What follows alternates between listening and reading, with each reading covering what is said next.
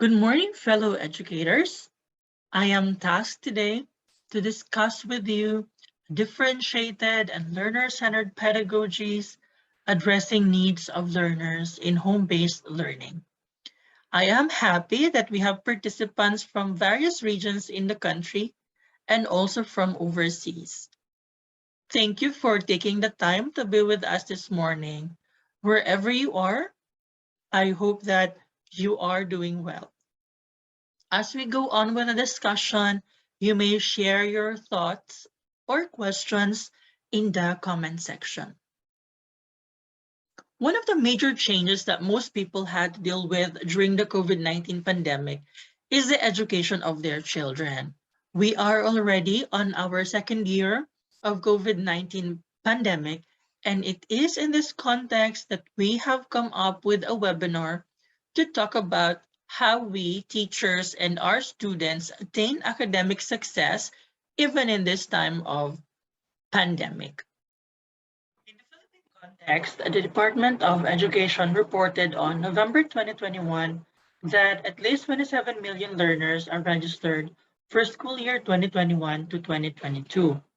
Since face-to-face classes are still not allowed during the opening of classes, schools still adopted distance learning modalities such as online distance learning, modular distance learning, radio TV-based, blended learning, and homeschooling.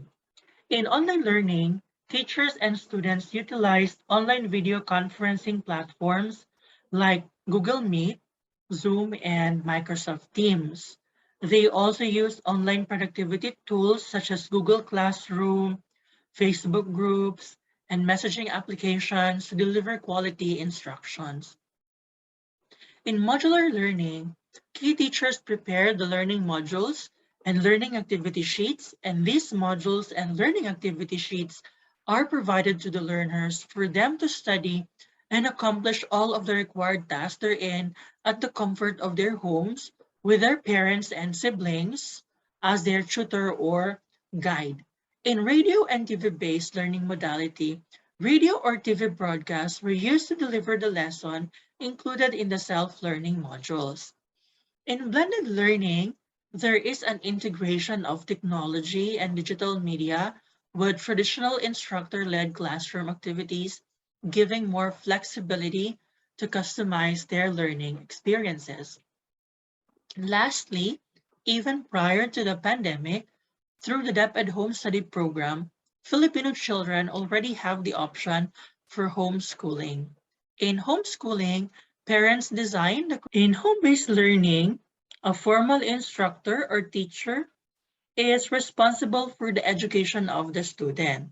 The teacher prepares the curriculum, instructs the child, implements deadlines, and coaches and motivates the learner. Here, we can say that the present learning modalities like online learning, modular learning, and blended learning all advocates home-based learning since the students study the learning materials provided by their formal teacher at the comforts of their home.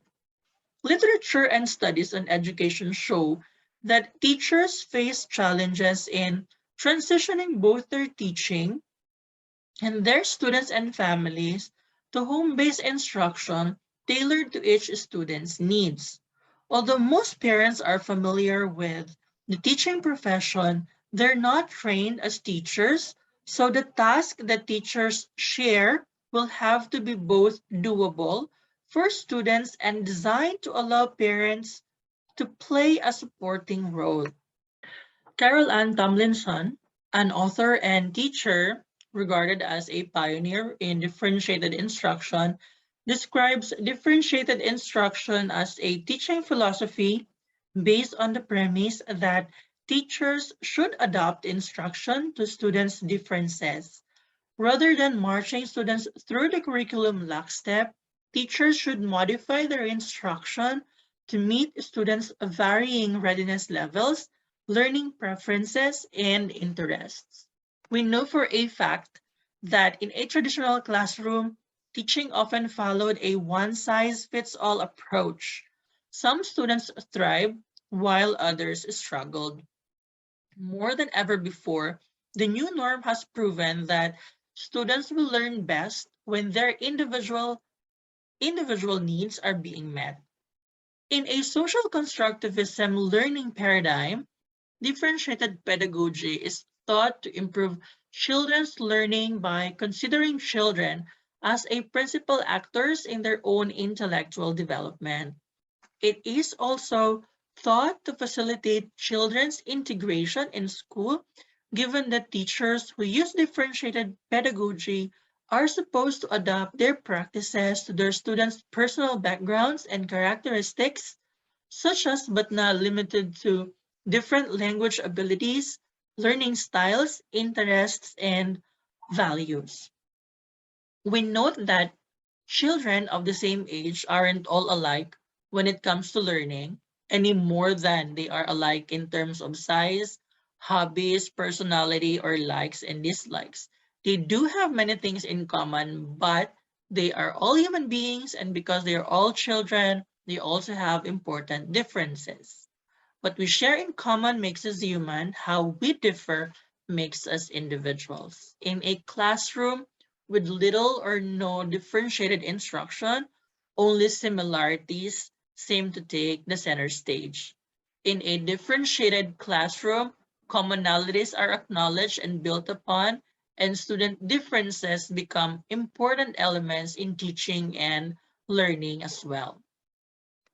Teachers who practice differentiation in classroom may design lessons based on students' learning styles, group students by shared interest, topic, or ability for assignments, assess students' learning using formative assessment, manage the classroom to create a safe and supportive environment, and continually assess and adjust lesson content to meet students' needs.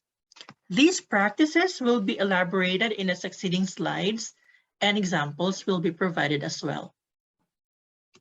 There are several ways to differentiate instruction. Differentiation can be through content, process, product, and environment.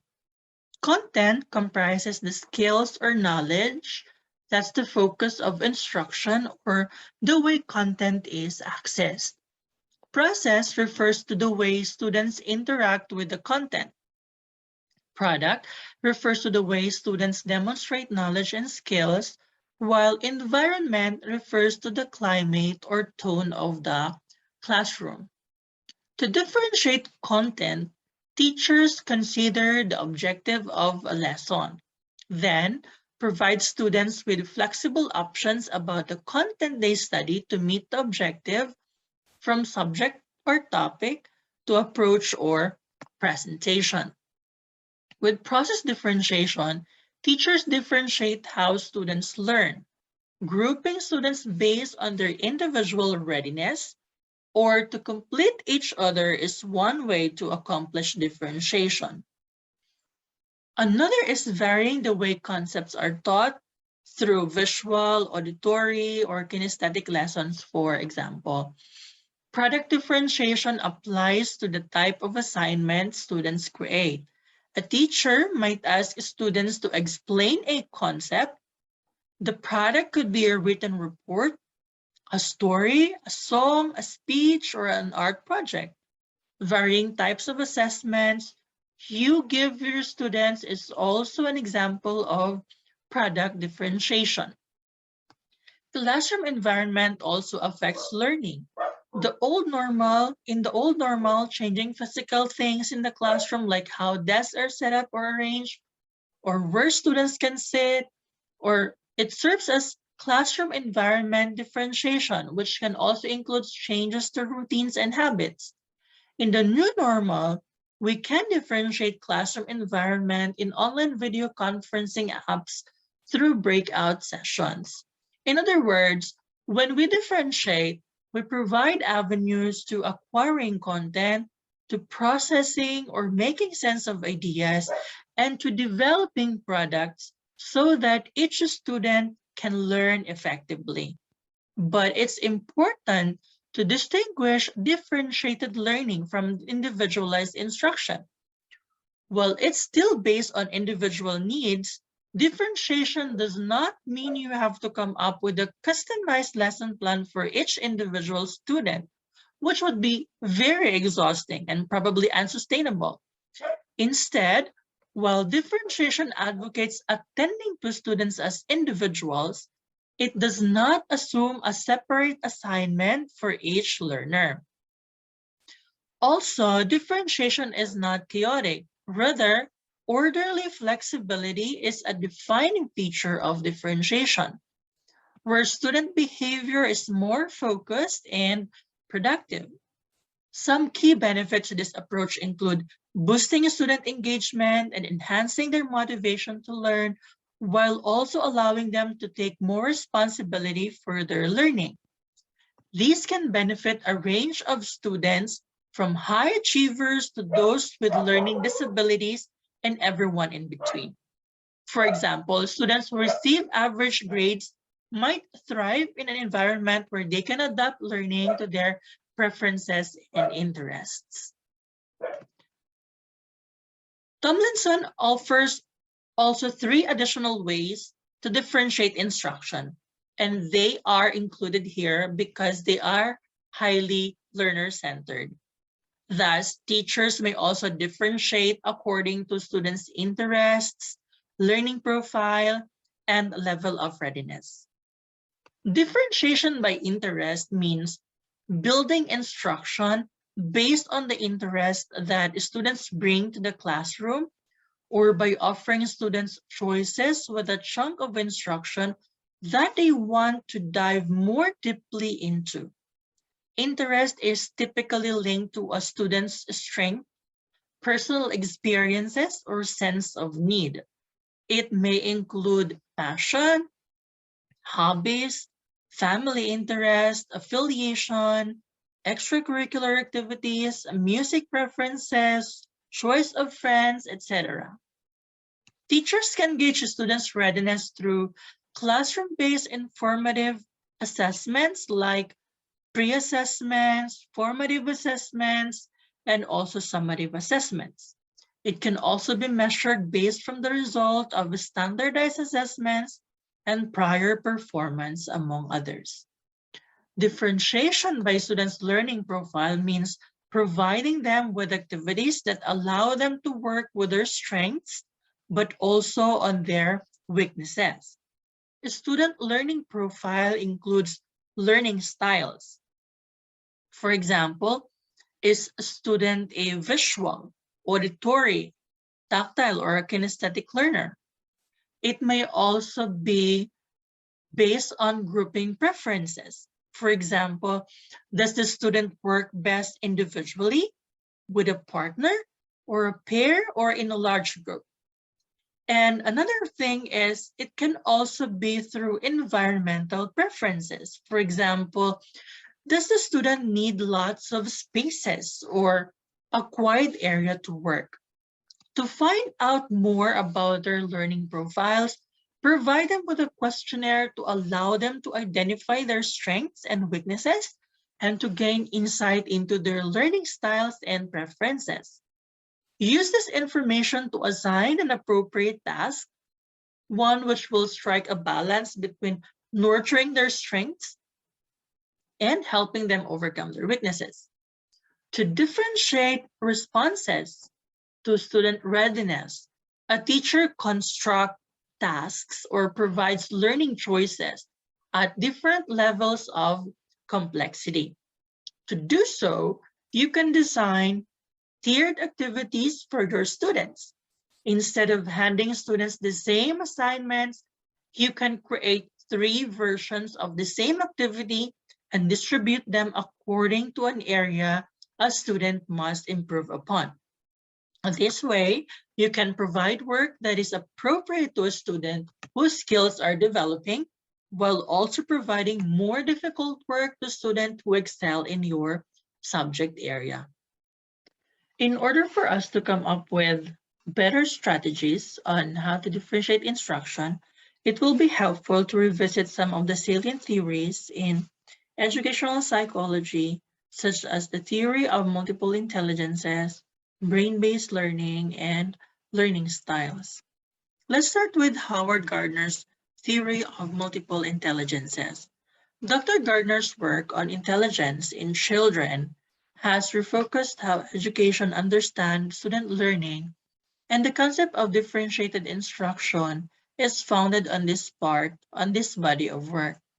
Essentially, he has now postulated 9 different intelligences, which he refers to as 9 relatively independent but interacting cognitive capacities.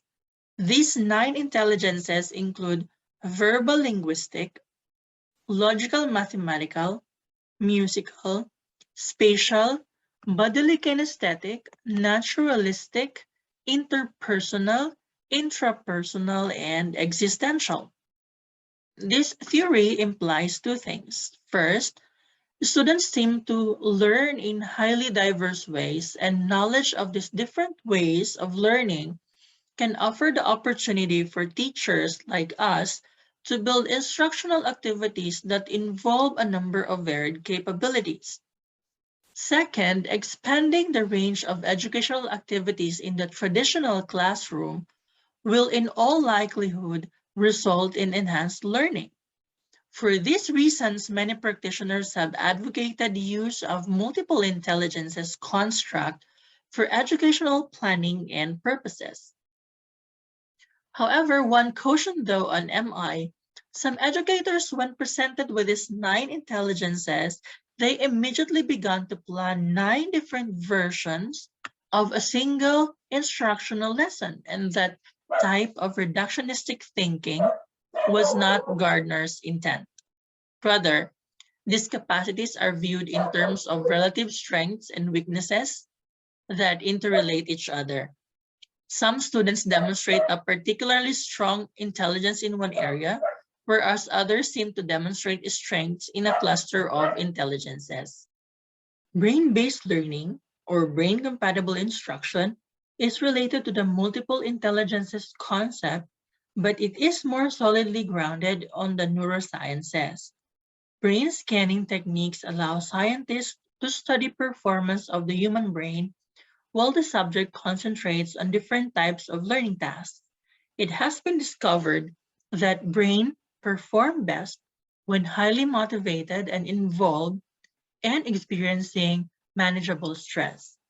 BBL, or brain-based learning, is learning in accordance with the way the brain is naturally designed to learn. A basic component of BBL is that our emotions influence our ability to learn.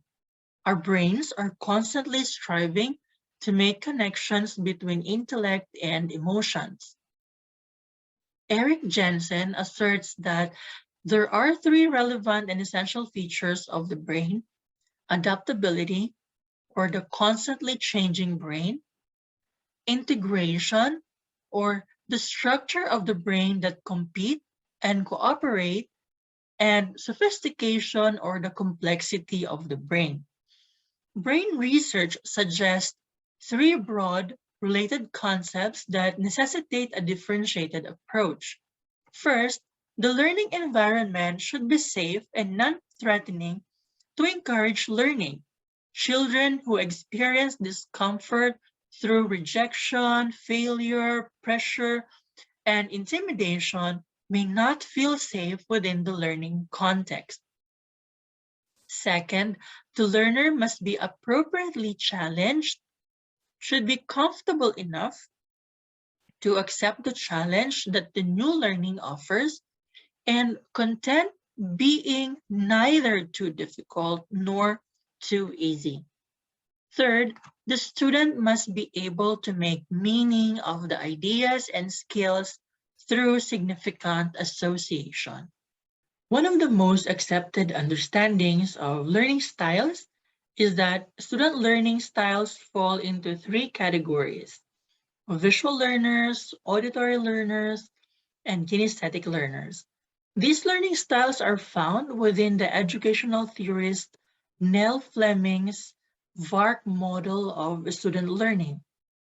VARK is an acronym that refers to the 4 types of learning styles: visual, auditory, reading or writing preference, and kinesthetic. The VARK model is also referred to as the VAC model, eliminating reading or writing as a category of preferential learning. The VARK model acknowledges that students have different approaches to how they process information, referred to as preferred learning modes. The main ideas of the VARK includes students' preferred learning modes have significant influence on their behavior and learning. Students' preferred learning modes should be matched with appropriate learning strategies, and information that is accessed through students' use of their modality preferences show an increase in their level of comprehension, motivation, and metacognition. Identifying your students as visual, auditory, reading, or writing are kinesthetic learners, and aligning your overall curriculum with these learning styles will prove to be beneficial for their learning. Keep in mind, sometimes you may find that it's a combination of all three sensory modalities that may be the best option. Allowing students to access information in terms they are comfortable with will increase their academic confidence. By understanding what kind of learner you and your students are, you can now gain a better perspective on how to implement these learning styles into your lesson plans and study techniques. I have curated some of the differentiation strategies in a regular setting during the pre-COVID pandemic, which can also be applied in modular learning modality. First on the list is a learning contract. Learning contract is an agreement negotiated between a learner and a teacher to ensure that certain activities will be undertaken in order to achieve an identified learning goal. A specific evidence will be produced to demonstrate that the goal has been reached. It is based on the principle of learners being active partners in teaching learning system rather than passive recipients of whatever it is that the teacher thinks is good for them. Learning contracts supports individualized learning and flexible learning. It enhances self-reflection, learning to learn, and self-management. It provides learners with clear goals and provisions of pathways for achieving these goals based on their own learning needs. It also helps to keep less independent learners on course because it is specific and concrete. In addition, it also maximizes students' motivation to learn because they have chosen the agenda and it is about their ownership of the process.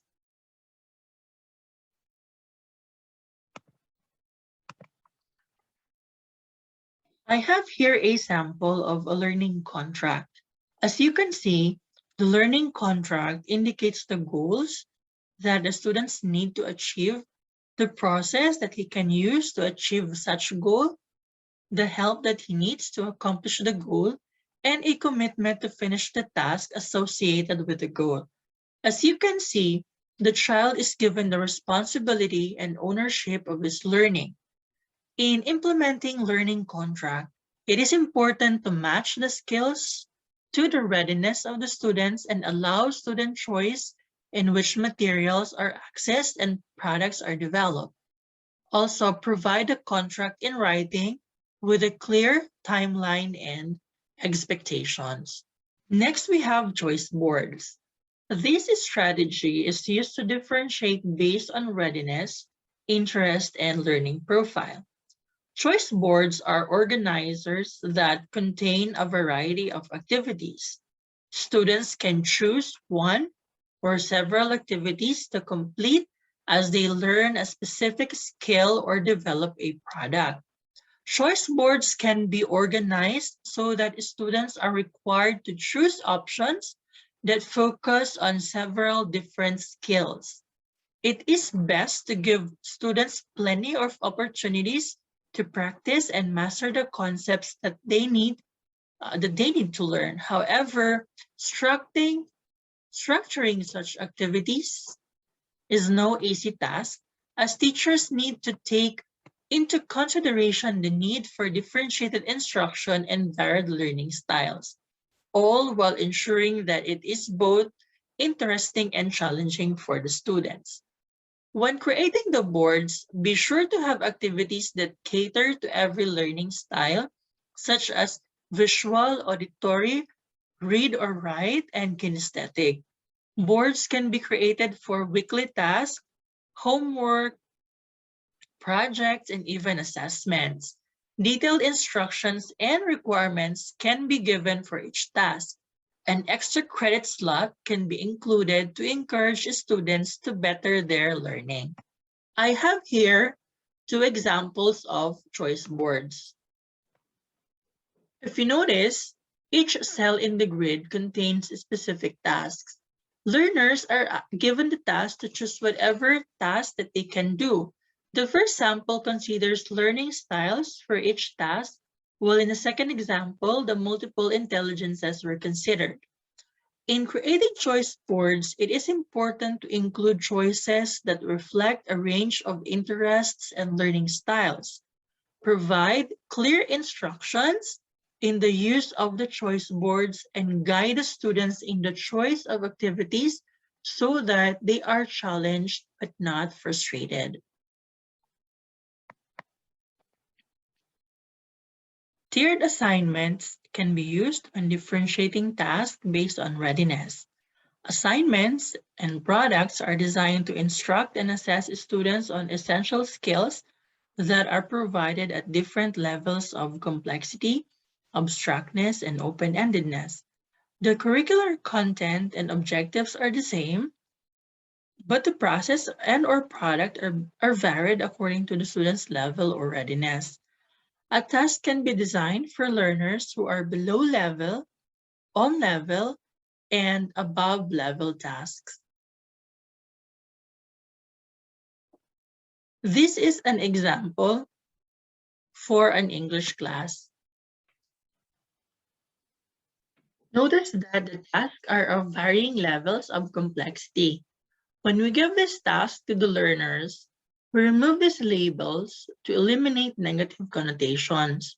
We know that along with the labels comes the stigma of being considered deficient. Next, we have graphic organizers. The primary use of the graphic organizers is for differentiating in terms of readiness, interest or intelligence, and learning profile. As educators, we are always looking for new ways to help students classify and communicate their ideas more effectively. One of the most effective ways to differentiate is by incorporating the use of graphic organizers. No matter the ability level of your students, a simple graphic organizer allows each to show their thinking at their own individual level. A graphic organizer is a powerful visual learning tool that teachers like to use to help students organize their ideas, clarify or simplify complex concepts, help with problem solving or decision making, or be used to plan research or brainstorm ideas. Graphic organizers are visual displays that show how concepts, ideas, or facts are connected or related. Widely used examples include T-charts, Venn diagrams, Freyer diagrams, and concept maps, as well as KWL charts and fishbone models. This is an example of a graphic organizer. The sample here is for a paragraph building task in an English subject. There are learners who struggle in composing a coherent and comprehensive paragraph. This struggle can be eliminated using this graphic organizer, as they are guided on how a paragraph is constructed using visual cues.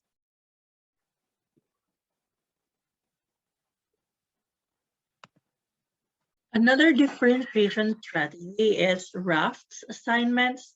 Rafts stand for role, audience, format, topic plus strong verb.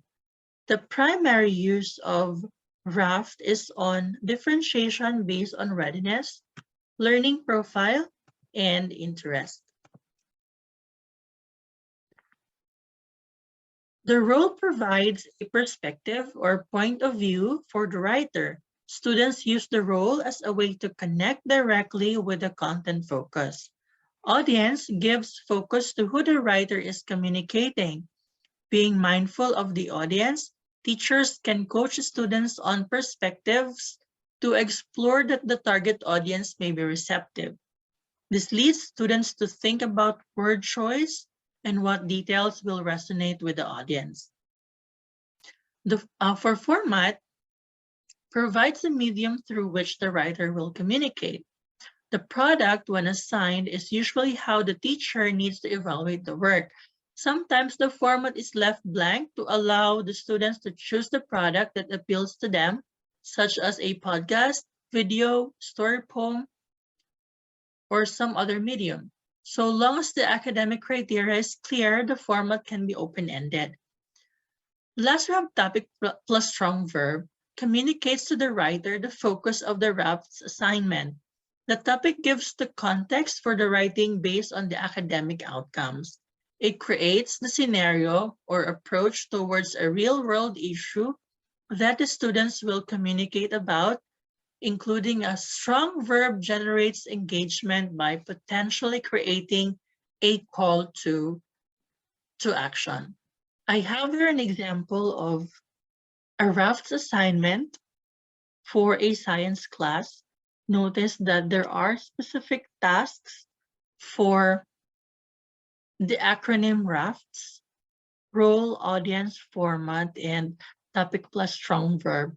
And notice that there are questions which will help the learners accomplish the task here.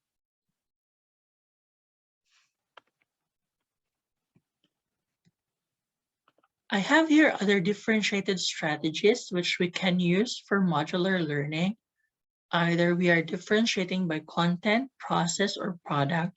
For example, when we are differentiating by content, we may use various delivery formats such as video, readings, lectures, or audio. For differentiating by process, we may use learning logs, framing questions, interactive journals, manipulatives, and create portfolios. And when we differentiate by product, we may ask our learners to develop a game, write a book, develop web pages, write photo essay, write a song, or make a documentary. Let us proceed with how the concept of differentiation can be applied in online classes, either synchronous or asynchronous. Differentiated instruction in eLearning meets the individual needs of learners by custom tailoring not only the learning content, but also how the information is conveyed and how learners demonstrate their understanding of the subject matter. In e-learning, differentiated instruction is the same meaning as in traditional instruction, but different tools are available to help students learn and to provide information in ways most appropriate to them, including types of new media inclusion, levels of interactivity, response actions, and enhanced ability to collect data on the fly and to deliver custom content. This allows us to perceive differentiated instruction in e-learning in terms of content, process, and product. Today, online classrooms can provide the means to address the demands of differentiated instruction. Online learning can be an ideal environment for differentiation because teachers are able to customize the way students access information, vary the course pacing for individual students, and quickly assess the manner in which individual students or group of students demonstrate understanding of the content.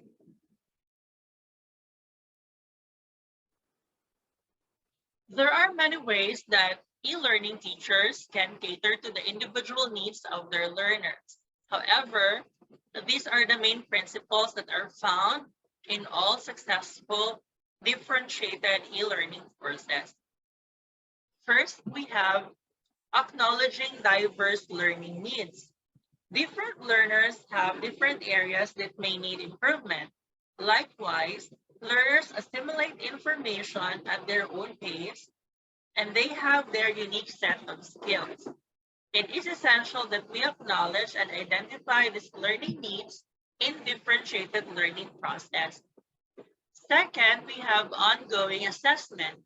Online facilitators like us must assess and identify learners' strengths and weaknesses throughout the e-learning course to determine if they need additional support. Third, we have group collaboration. In addition to self-guided online exercises, learners must also be able to participate in group collaboration online activities, which give them the opportunity to observe different learning needs and benefit from the experiences of others. Online conferencing platform like Zoom has the breakout room capability where students can be assigned into small breakout sessions.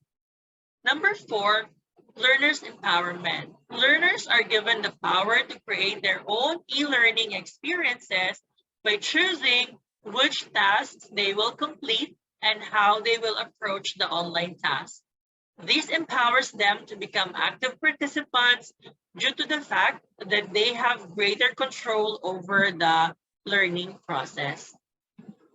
Here are some tips for applying differentiated instruction in e-learning. First, give learners the opportunity to progress at their own speed.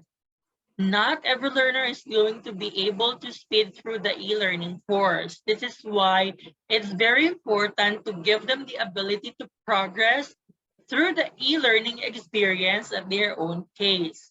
Offer support along the way for those who may struggle with a topic or module, and allow those who complete the task more quickly to move forward when they are ready. If you are going to be doing timed exercises such as assessments or scenarios, then make sure that you leave enough time for reflection, critical thinking, and still offer enough challenge for more advanced learners. Number 2, we have offer supplementary learning resources.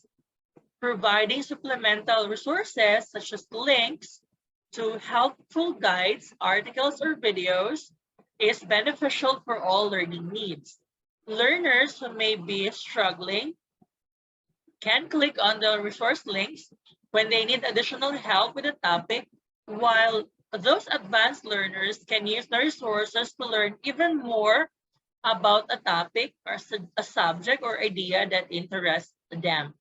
For learners who may need additional support because they are finding the work too challenging or not challenging enough, offer them a place where they can find the help they need. For example, you can set up a contact form or provide them with an email address where they can get answers to questions or address their concerns. Create also a forum where they can receive peer-based feedback and support if an instructor is not available. Number 3, create an individualized learning plan. At the beginning of the e-learning course, your learners should be encouraged to create their own learning goals and objectives, then use them to develop a customized learning plan that will meet their individual learning needs. You can also ask them to create a timeline which highlights when they would like to meet specific milestones. At the end of the e-learning course, ask your learners to evaluate their learning, plan to see if they successfully meet the goals or if they may require additional support to achieve the desired outcome. Next, research the specific needs of your learners. This is, without a doubt, one of the most crucial elements of a successful differentiated e-learning strategy. Before you can cater to the individual needs of your learner, You have to know what those needs are. You have to know what they need to get out of the learning experience and what they hope to achieve by the time they have completed the e-learning course. Conduct surveys and focus groups that identify what they need to know and how they prefer to fill the learning gap. You can also assess your learners at the beginning of the e-learning course to get an accurate idea of their current knowledge based on which particular skills or information you may need to integrate into the curriculum. Lastly, clarify expectations right from the start. Regardless of their individual learning styles or needs, every learner in your audience must know what is expected of them and which e-learning activities and delivery methods will be utilized throughout the e-learning course. On the same note, they should also be aware of what they can expect to receive by participating in the e-learning course. Develop a set of clear instructions that state what real-world benefits the e-learning course can provide, as well as how they can apply the knowledge they will learn in real-world setting. It is impossible to create a unique e-learning experience for every member of your audience, but you can help them achieve their individual learning goals and meet their needs by using these differentiated e-learning tips and best practices when designing your next e-learning course. Here's how to differentiate instruction to meet a variety of students' needs, even in the digital classroom. The first is through tiered assignments. You can assign groups of students to specific tasks according to their comprehension level. They still have to meet the same learning goals, but at different levels of challenge and complexity. Students can also be grouped according to their challenge levels, where different groups tackle different assignments, or complexity, where different groups tackle the same assignment at different complexity level. Next is through group work based on learning styles. After teaching a lesson, assign students into small groups using virtual breakout rooms. Students can be grouped based on their learning styles, either visual or auditory, rather than ability. Of course, not all students are aware of their learning style, and they may have more than one learning style, so a pre-assessment quiz can help determine how to group students. Next is flexible groupings. This approach to group work allows students to rotate in and out of temporary groupings, whether pair or small groups, to complement their own learning style. This does, however, require some pre-planning. Looking over student learning profiles will help create groups and ensure learners rotate in and out the most appropriate groupings. Next, we have interactive discussions. Rather than being the sage on the stage, which is difficult in the virtual classroom, even for the most riveting of lecturers, use digital tools to facilitate interactive online roundtables, discussions, and debates. We can also have layered curriculum. This offers students a choice of assignments, though they're still required to demonstrate mastery of course material in order to pass.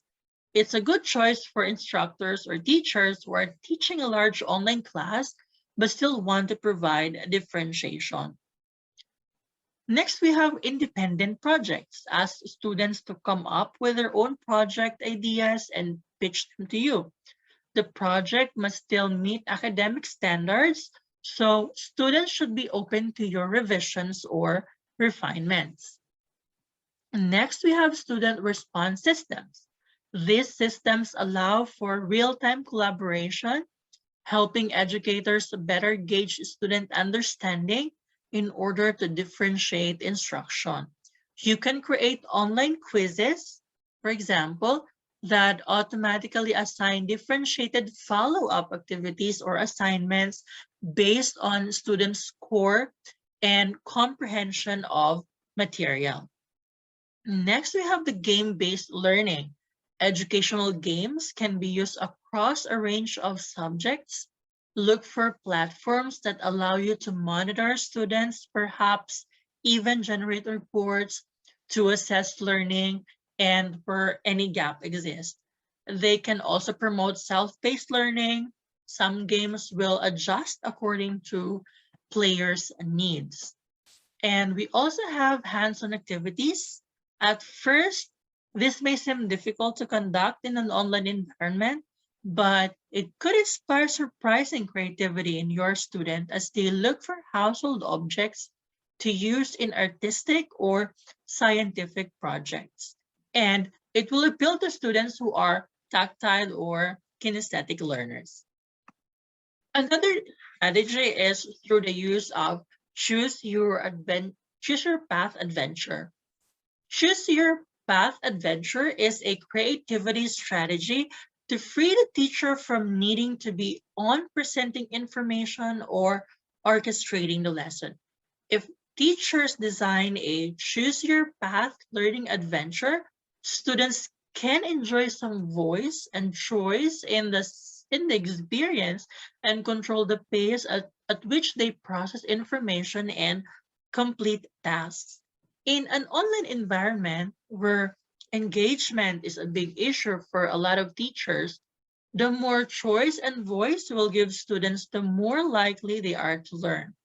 In the first column, the engaged column, we may want to give students options for different ways to engage with information. For example, we can have a text option. So whether it's a series of online articles, chapter in a test, or chapter in a book, asking them to engage in the topic via reading and annotating, or reading and note-taking of some kind. Then in the second row, we can add video or a couple of videos about the topic so the kid could engage with video content. The third option can be something auditory, maybe some podcasts or audio tracks related to topics that you are covering. In the explore, this is where we want to drive deeper thinking around the content.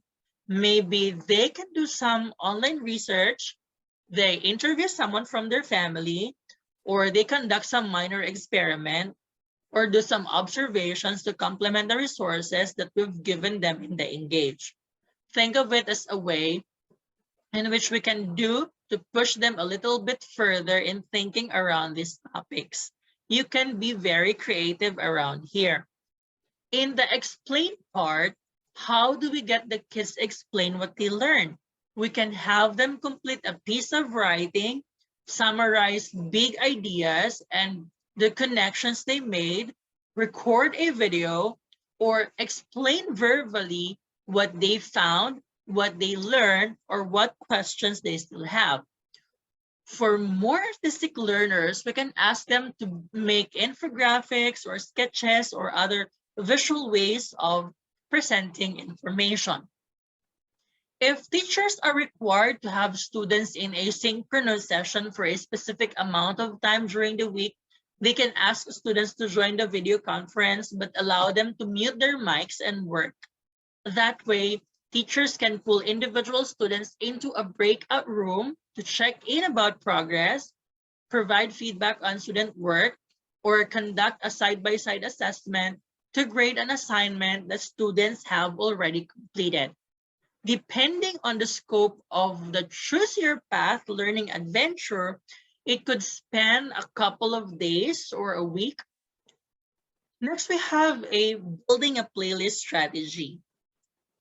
The playlist model presents a strategy teachers can use to structure learning experiences that are more personalized to the needs of specific learners, provide students with more agency, and free the teacher to spend time connecting with and coaching learners as they progress through the playlist. The scope of a playlist can vary dramatically. Some teachers are approaching the challenge of teaching in a pandemic by organizing a weekly playlist, while others create playlists that span a couple of weeks.